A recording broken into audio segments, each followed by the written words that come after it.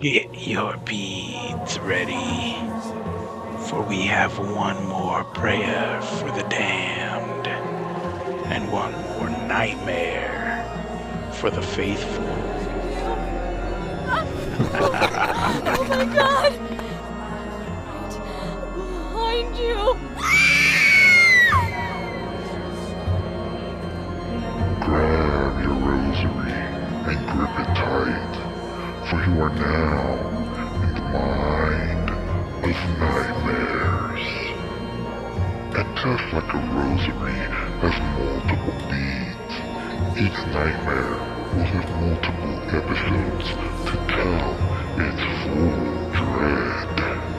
I hope your faith is strong enough to survive to what you're now listening to, the Rosary of Nightmares.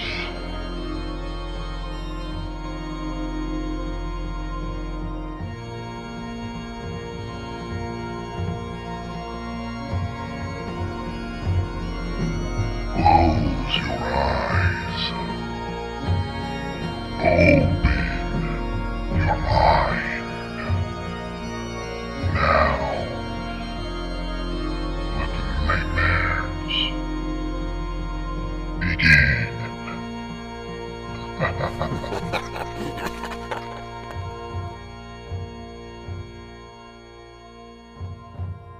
My Brother's Keeper, Part 1.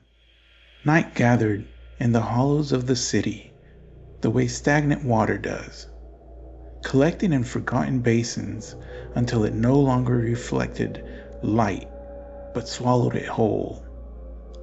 It seeped into the alley mouths yawning between buildings, pooled beneath the sagging eyelids of street lamps, and ran in black veined curtains down the glass towers that pretended invulnerability.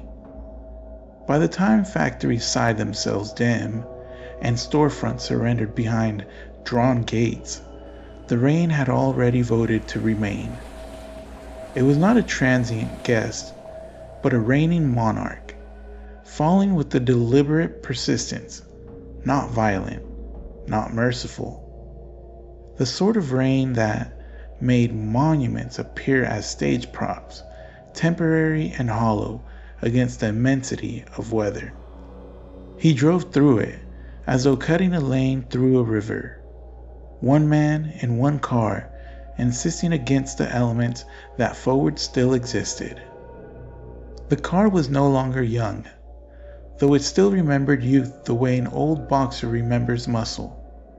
Its dashboard glowed with the dim orange fatigue of an appliance that had once been proud, but now carried a permanent dusk. Each sweep of the wipers granted a flash of clarity, a fleeting miracle, before the glass surrendered again to the gray stipple, city lights fragmenting into constellations that broke apart, reframed, and slid down in streaks of liquid fire. A paper coffee cup tumbled in the passenger footwell, tapping again and again. Tap, tap, tap, like the nervous heartbeat of the night. The heater breathed out warmth that smelled faintly of dust and the metallic tang of coins warmed in a palm. Tired, but serviceable. The man behind the wheel was not yet old either, but the day had aged him in the way a storm ages stone. His shoulders were set, his jaw carved into stubborn angles. The rain itself seemed to braid into the lines at the corners of his mouth. He had worked later than he had promised himself. He often did. It cost him nothing to tell others to stay, to finish, to understand that a job was not done until it was done. Not a second earlier. He had the voice for such decrees, flat, authoritative, the voice of a man who learned early that if you found a weakness, you pressed until it yielded. His hands now, fixed at 10 and 2, belonged to the same creed. They did not like to be told no, not by a man, not by a machine. The city thinned beyond the river district. Warehouses hunched along the highway like slumbering animals, vast and indifferent. Freight cranes loomed in the rain, ashamed of their own magnitude, their skeletal arms motionless against the clouds. Sodium lights burned in uncaring amber, casting wet pavement into a stage where no one played. Far across in the opposite lanes, a convoy of trucks wore their red tail lamps like beads on a dark rosary, prayers recited in miles instead of words. He passed them with a thoughtless acceleration, leaving behind their litany for the solitude of his chosen road. It ran between the industrial outskirts and vacant lots where the grass rose in desperate clumps, where reeds circled in the mouths of drains that had lost their argument with water long ago. The radio murmured at a low volume. Talk, not music. Voices drifted in and out as though they too were traveling, losing signal, fading between worlds. He did not listen with intent. He liked voices without the burden of conversation, the company of sound without the debt of response. Advertisements cut through on occasion, announcers smiling through syllables with their thin private plea. Buy this, believe that. He smirked faintly at their need and turned the knob down a fraction more, leaving room for the rain to reclaim dominion. On nights like this, the city did not end so much as it bled away, fading into country at its edges. The change was ragged, not clean. Forgotten intersections lingered like ghosts of maps. Diners with half-lit signs clung to the existence through a single working letter. Billboards peeled in layers, shedding slogans, their exposed underfaces becoming a graveyard of promises. He knew the route so well, his hands steered without asking, leaving his mind free to gnaw on the day's memories. Phrases left unsaid, barbs that could have been sharper, words that might have bitten deeper had he honed them. At a red light with no cross traffic, he watched beads of water crawl the hood like liquid mercury. The hood carried the weight of a bygone age, solid, unapologetic steel. The engine idled with the patience he had long ceased to notice, demanding no gratitude for his obedience. He flexed his hand on the wheel and felt the dull ache near his thumb, the ache of a man whose labor was pointing and commanding rather than lifting. A cemetery passed on the hill to his right. He did not look. Rain was generous up there, laying equal claim to stone angels and the forgotten names they guarded. Street by street, the city diminished. Neon surrendered to porchlight. Porchlight waned into the bluish flicker of televisions glimpsed through curtains, and then even that faded, leaving only the occasional halo of a lone lamp at some half-forgotten crossroad, a leaning mailbox, a ditch swollen into a brown lake by defeat. He yawned without parting his teeth, blinking as if the action itself was a negotiation. The heater fogged the corners of the windshield. The wipers carved their arcs in steady devotion. A reflective sign flashed past. Mile 41. Bright for a breath, then gone, erased by the curtain of rain. Hunger pricked him faintly. Noon's bitter coffee lingered, its stale edge clinging to his tongue. He thought of a burger he would not stop to buy, of a bed that would accept him as though collapse counted as sleep, of a morning that would arrive like an invoice, owed whether he asked for it or not. This was a good road for forgetting names, forgetting obligations. No billboards, no chatter of stations, no fellow travelers to remind him of clocks or schedules. Only his hands, the wheel, the steady rain, and the illusion that the road respected his skill. The change came quietly, the way the first doubt arrives before a lie, small, ignorable, until it demands notice. He heard it first, a relentless keening forward of the firewall, threaded into the engine's hymn. He eased his foot, lifting from the accelerator as a gesture of peace. The whine subsided, then returned, persistent. A belt, perhaps. He knew nothing of belts except that they could be tamed with the money and hours he neither possessed nor cared to give. He tasted the thought of pulling over and spat it out. The rain observed his decision without comment. A mile later, the defroster exhaled a smoker's cough, then gave up entirely. Fog spidered across the edges of the glass. He wiped a crescent with the heel of his hand, smearing frustration into the effort. The instrument cluster, once a loyal row of orange assurance, dimmed with uncertainty, glowed back with shame. He thumped the dash, two impatient fingers, but the car resented his touch in silence. The road bent past sickly pines, stretched straight toward an underpass scrawled with graffiti wars. He calculated. He could make the underpass. He told himself so. He believed it, because the alternative was standing in the rain with the hood up like a wound. He turned the dial of the radio without hope, seeking distraction. Only static came, an ocean inside a seashell, endless and indifferent. Fatigue edits a man's life with cruel precision. It strips away what does not serve its chosen narrative. The day had been crowded with faces needing something, voices seeking permission to be smaller. Here at last, the world had narrowed to a quarter of wet light, and he felt, though he would not admit, a satisfaction in its simplicity. He checked the mirror. Behind him, nothing but rain. Ahead, the straightaway gleamed pale as the belly of a fish turned in sleep. He pressed the accelerator. Not much, just enough to provoke response. The car obeyed, but the faint whine now sharpened into a scream. Then came another sound, separate, alien.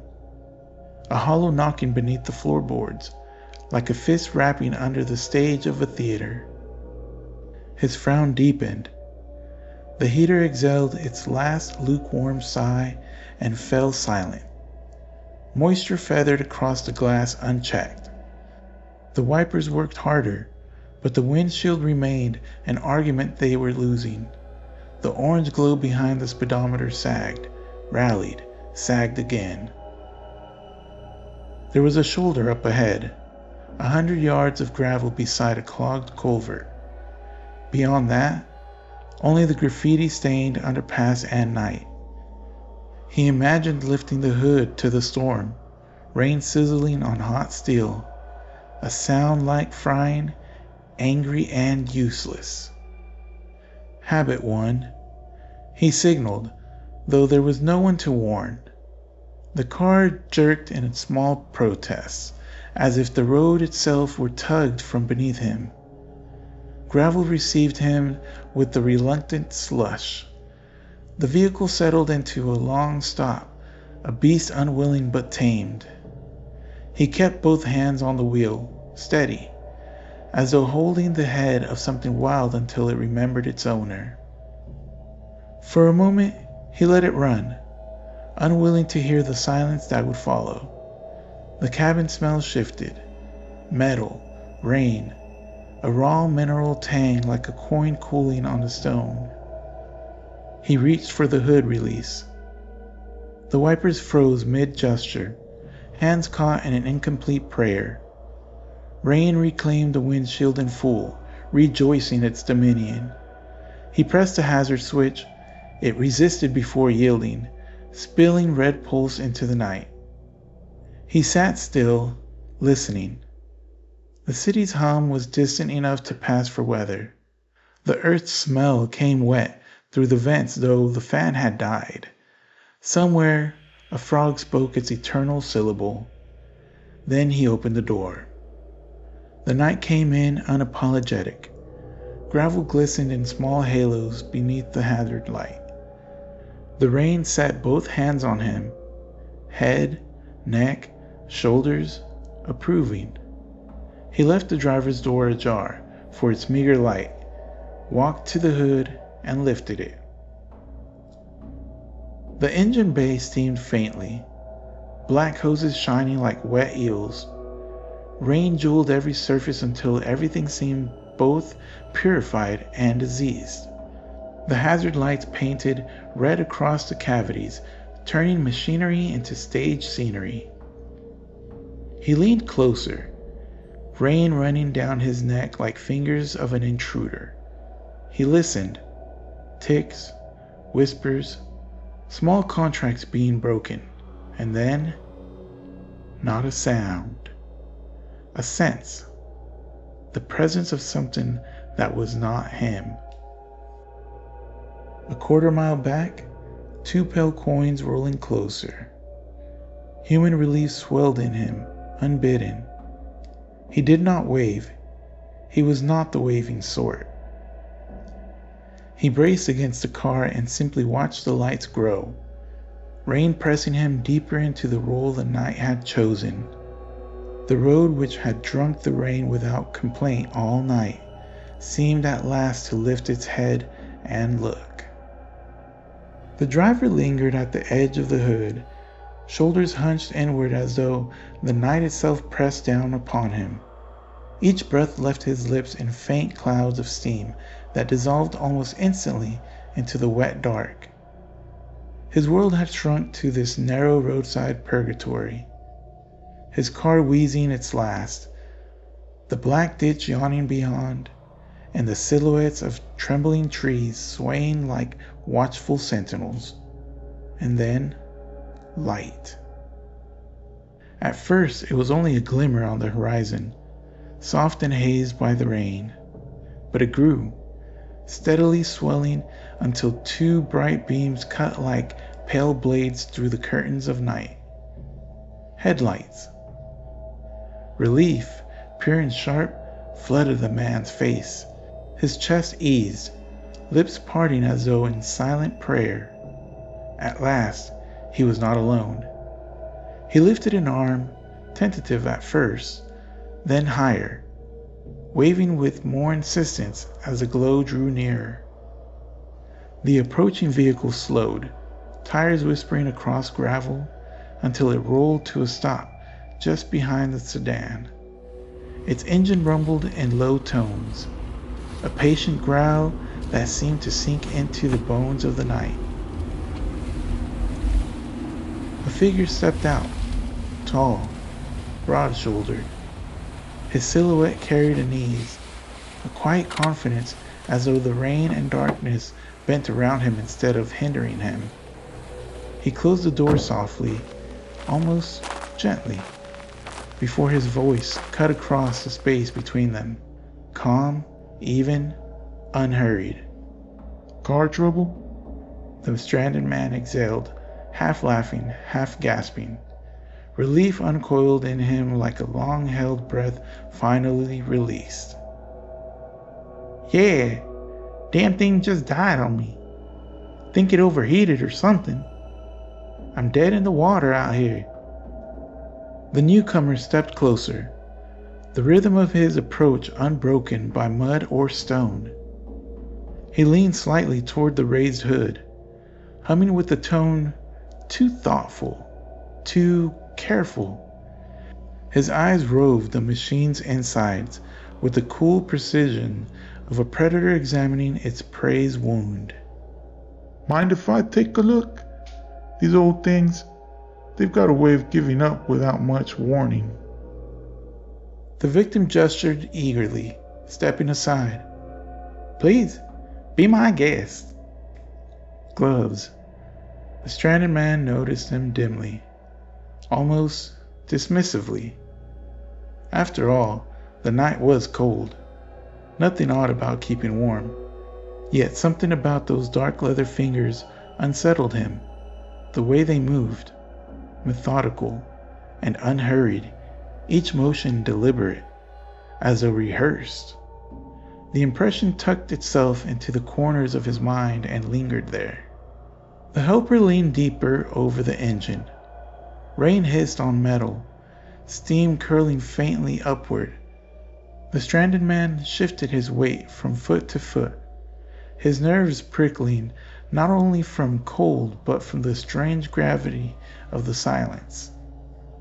Finally, the helper spoke again. Looks like it's one of those nights where the luck just isn't on your side.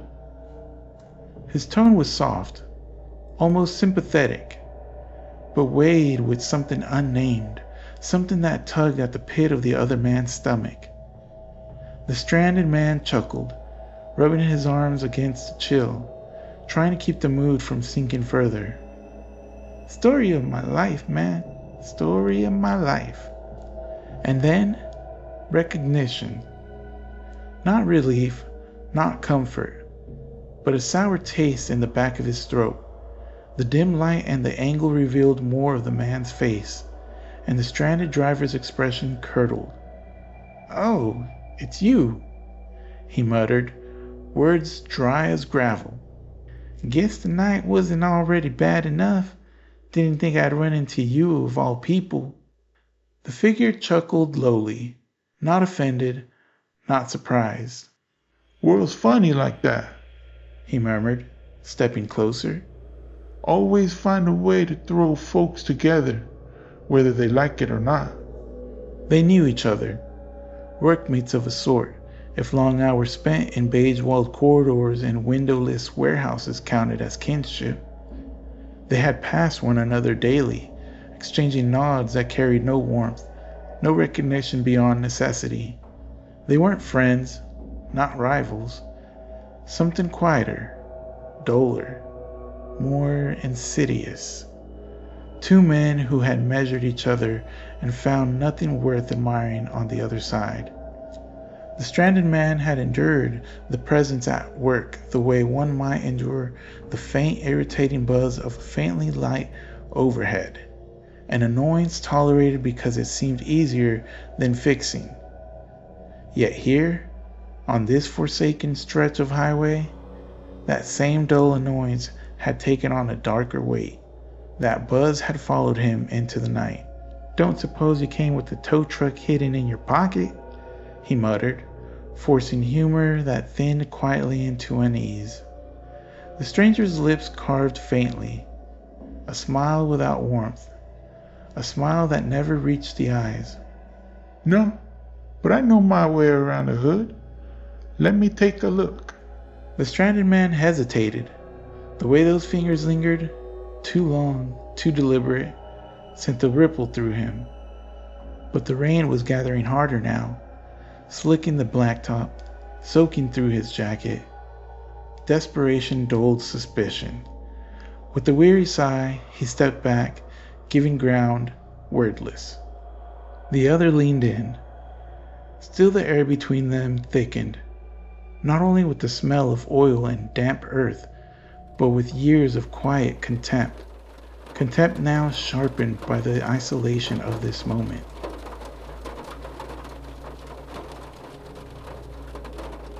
The silence lingered, too long, too heavy. The stranded man cleared his throat, voice fraying. "So, you think I can make it home tonight, or am I stuck out here till morning?" The figure didn't answer immediately. His gloved hand moved slowly across the hood's edge, feeling its weight, savoring the inevitability that hung between them. At last, his voice returned, softer, closer. "Depends how much faith you've got left in broken things." Whatever would come next, the driver knew with sudden certainty. Had fate sent him anyone else, this moment might have felt like salvation. But with this man, it felt like something else entirely. And so the night tilted, slowly, inevitably toward horror. They worked at it together. The driver tugged at the latch, fingers slipping on the slick chrome while the stranger's gloved hands gripped the edge. With a groan, the hood relented, rising inch by grudging inch. Water streamed off its surface, sluicing down the sides of the hinges squealed their protest. The storm pressed its way into the exposed cavity of the car, the engine bay yawning like a gullet of some wounded beast. The stranded man bent forward, bracing both palms on the rim of the chassis, his breath fogged in the cold, shallow and quick as he leaned into the nest of black hoses and frayed wiring. The smell rolled up to meet him, wet metal, gasoline, and something faintly sour, like burnt oil clinging to old scars in the machinery. Looks old, the helper remarked, voice calm, almost casual. The driver gave a humorless chuckle, shaking his head as rivulets of rain streamed down his cheeks. It is, he muttered, held together with tape and prayers. I keep saying I'll trade it in, but... He didn't finish. Something shifted. Not in the machine, but in the air itself. It was so small, so delicate, that no bolt of lightning nor crash of thunder was needed to announce it. Intent had changed. It was the way the helper's breath slowed, deepened, as if savoring, the way those gloved hands lingered on the lip of the hood, pressing down just a fraction too long. The driver, oblivious, leaned deeper. There's the belt, you see? Keep slipping. The hood gave the faintest tremor. Not much. Just enough to make the hinges whine and the rain-damp steel vibrate under hidden weight. And then it came. Sudden. Decisive. Merciless. The driver gave a strangled cry as the edge of the hood cracked against his skull. He reeled back, knees buckling, vision exploding into jagged fragments of black and white. His body collapsed onto the gravel shoulder, stones biting into his ribs as rain poured across his face, mingling with the thin trickle of blood seeping from his temple. Above him, the hood shuddered. It lifted slightly, then steadied, held by a single hand. A silhouette loomed against the sheet of rain and light, patient, deliberate. Water plastered hair to his forehead, ran in rivulets down the hard line of his jaw, and clung to the faintest curve of grin. The stranger gazed down at the broken shape sprawled at his feet, chest rattling weakly with breath that sounded like shattered glass dragged across stone. The silence stretched, long, heavy, drowning every other sound of the world. At last, he leaned forward, speaking low, not to himself, not to the storm, but to the man who could barely hear. You shouldn't have treated me like shit. The driver moaned, rolling weakly against the gravel, the blood from his temple painting thin red rivers into the mud. His lungs pulled ragged at the cold night air, each inhale whistling with pain. The figure crouched by the open hood, his gloved hand reaching into the dark machine. When it came back up, it cradled a jagged shard of steel, torn from some forgotten corner of the engine. The shard gleamed in the faint light, rain striking its edge and sliding down in bright silver beads. He tilted it so the half-conscious man could see, his grin curling tighter. Poor bastard, he murmured, voice low and mocking, though it quivered faintly at the edges. He thought it was just an accident, just an old junker finally giving up on you. But nah, I don't leave things like that to chance. He angled the shard, admiring it as if it were a craftsman's tool. This little beauty, he whispered, almost reverent. This is my touch, my genius. Look like it's been here all along, doesn't it? Like the car itself decided it didn't want you anymore. The victim whimpered. His fogging breath shallowed against the chill air. His eyes rolled, unfocused, terror and confusion muddling together. The stranger's own breathing faltered for a moment, his chest hammering like a fist against the inside of his ribs. For an instant, the sound of his heartbeat threatened to drown the storm itself. He forced himself steady. Nah, He whispered, almost soothing. not yet. You're not done yet. With a grunt, he seized the limp body by the collar, dragging him back beneath the yawning hood. Gravel scraped against bone and soaked fabric. The man's heels thudded uselessly against the ground, twitching in weak protest. The air thickened with the metallic tang of blood, hot and sharp, mingling with the gasoline stench. It clawed at the stranger's throat, almost enough to gag him. Almost. There we go. He muttered under his breath, forcing the words steady, as though rehearsing them. Then softer, nearly inaudible. Gotta get this right. He wedged the shard into the engine bay, hands trembling as he pressed it into place. His knuckles whitened as he jammed it into the snarl of hoses, disguising it as nothing more than another crude patch. From a glance, it would look like any other half-baked repair holding this heap together. A coffin disguised as a car. The driver groaned, his legs jerking feebly, a wet whine scraping from his throat. The figure leaned in close, lips brushing the night air just above his victim's ear. His words were soft, poisoned with amusement. An accident for you, a masterpiece for me. And then he slammed the hood. The shard pierced clean through throat and windpipe. Hot blood fountained upward, spraying across the underside of the hood, spattering the stranger's gloves, streaking his raincoat in crimson. The man convulsed beneath the hood, gagging on his own lifeblood, the sound bubbling and wet. His body jerked violently, once, twice, before settling into spasms. The smell thickened instantly. Copper, salt, iron, so strong it overpowered even the storm.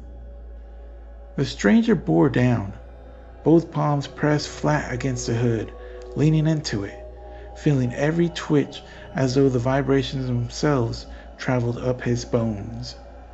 His breath grew ragged, uneven, rising and falling in rhythm with the final choking spasms below.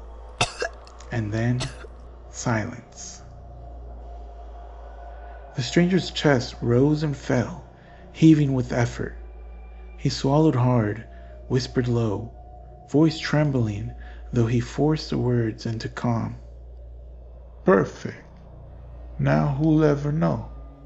He stepped back slowly, rain washing the gore from his gloves in thin, diluted streaks. He stared at the hood, at the car that had become a coffin, at the suggestion that the machine itself had swallowed its owner whole. Then, as though the storm were his cloak, he turned and walked into the night, fading into the sound of the endless rain. The road was silent again. By the time the sun began its crawl back over the tree line, the rain had passed, but its ghost lingered in the ditch and in the swollen mud that clung to boot soles. A man in coveralls stepped down, broad-shouldered, work-tired. He tugged the bill of his hat low against the damp air, his voice uncertain, probing the silence like a finger against rotted board. Hello? He circled the car once, slow, wary. Then he saw it. The hood pitched open like a jaw, and beneath its lip, a pale hand. Motionless against the ground, fingers bent backward at an unnatural angle. The farmer staggered back, breath stuttering from him. Sweet Lord. He crossed himself quickly, fumbling for the worn CB wedged against his seat. His words tumbled out, quick and broken, but clear enough to summon help. By the time deputies arrived, the scene was thick with voices, radio squawking, and camera flashes searing the morning gray. Uniforms crouched low, circling the wreckage. One deputy leaned under the hood, squinting. Looks like he was working late on some backyard fix. Prop must have slipped. Hood came down, pinned him in a bad spot. Angle lines up. Another shook his head, folding his arms. Damn shame. Out here alone, middle of the night. These old clunkers bite back when you cut corners. I seen it before. The farmer stood a few yards off, hat clutched like a lifeline in his hands. He said nothing, though his eyes never left the body, and he noticed the unnatural gape of the mouth, the cruel twist of the throat, too sharp, too deliberate for something they called accident. But he was no expert, so he kept his silence. Later, the body was lifted out. The car was dragged behind on a tow, destined for the indifference of mechanics who wouldn't look too closely. And the road, eager to forget, swallowed in silence once more. By noon, whispers had already begun to spread in town. A freak mishap. A man alone in the rain, tinkering with something not worth saving. The kind of story you shake your head at in the diner and forget as soon as your coffee cools. But one figure lingered long after the rest had gone. He stood apart, his coat collar turned high against the morning chill, notebook tucked beneath one arm, his eyes narrowing at the streak of blood dried across the fender. An arc too strange, too deliberate, like handwriting dragged across steel. Sebastian. He spoke little. The deputies were used to that. Only questions, measured and precise. When was the car last seen on the road? Who was he? Any family? They answered, brisk and matter of fact. But Sebastian didn't look at them. His gaze never left the fender. In his notebook. Faulty prop. Poor repair. Hood collapsed. A pause. The nib of his pen hovered. Blood pattern inconsistent. Angle peculiar. Force unusually direct. He stopped, jaw flexed, stilled.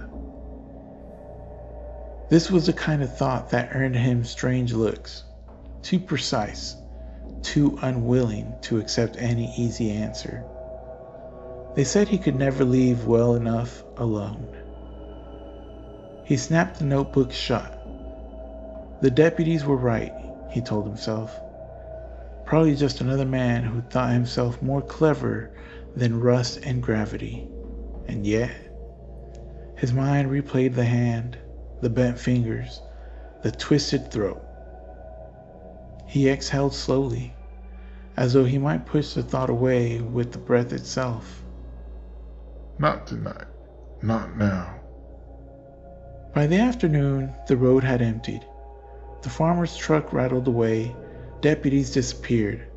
The whispers of the town already dulled the edges of the story into something ordinary. Sebastian lingered, long after the last engine rumbled down the road. He crouched once more beside the fender, his gaze fixed on that arc of blood, strange, deliberate, like script half erased. His pen scratched across the page, stopped, scratched again.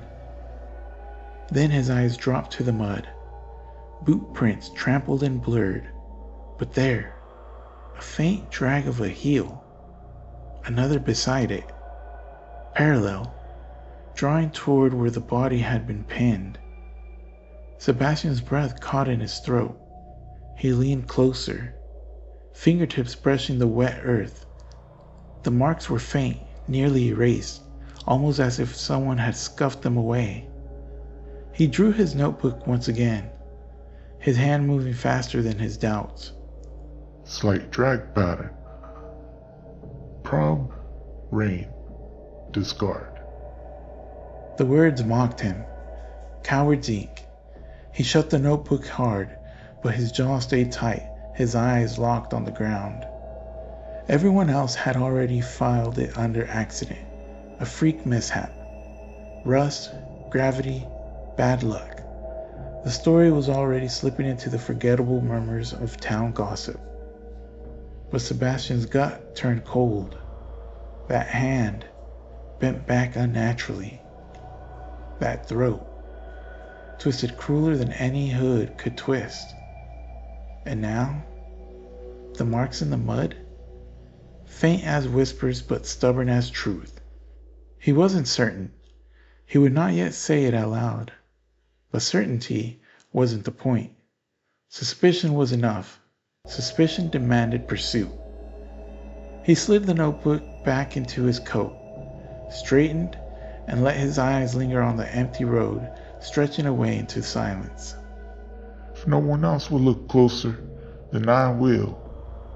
And so the accident, to every mouth in town, was already buried. But to Sebastian, it was just the beginning.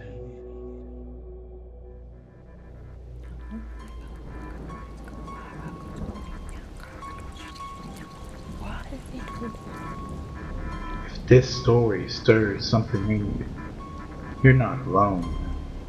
I invoke you to join the sound. The seekers of unraveling nightmarish dread. Your only expectation now is to return. Return for another session with the Mind of Nightmares. You've been listening. That makes you a seeker. But don't stop there. Embrace the darkness. The one gnawing at the edges of your mind, crawling down your spine, whispering to you from the static. You feel it, don't you? In the pit of your stomach, that truth, that pool. You're one of us. So become more than a listener.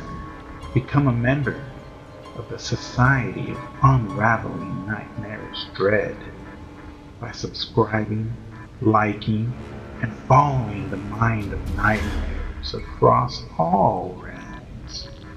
YouTube, Spotify, TikTok, Instagram. And now, for those of you who have fully embraced the nightmare, who hear the mind not as a voice, but as a command, feed the mind.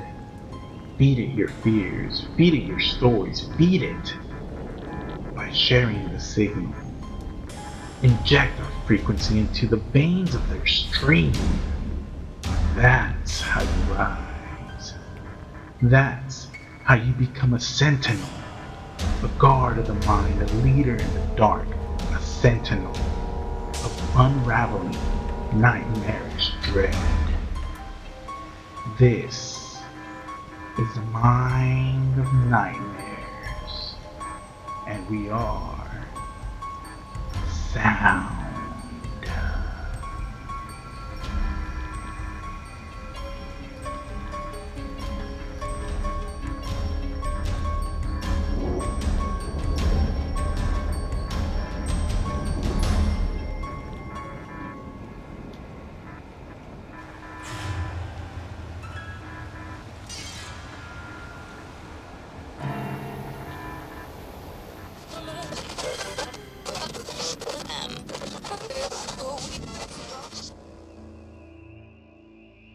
You've been listening to your inner thoughts. You may now return to your regularly scheduled broadcast.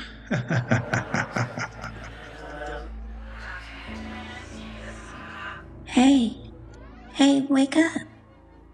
You look like you were trapped in a crazy dream. Or maybe more like a heavy...